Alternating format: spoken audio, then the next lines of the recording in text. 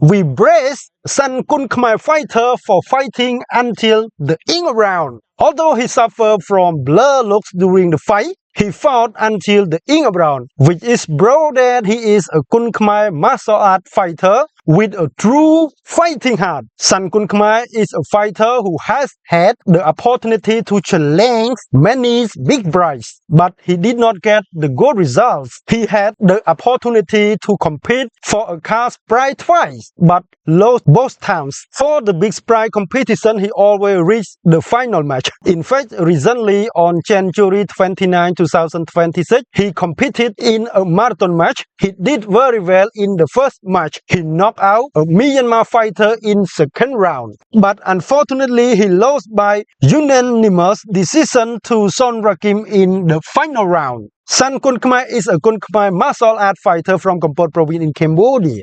He is 27 years old, fighting in 60 kg category. For his fighting of January 29, 2026, he has fought 115 times, won 91 times, knocked out his opponent 17 times, draw 17 times, and lost 7 times. San Kun Khmer is also a super punch fighter of Kun Khmer martial art.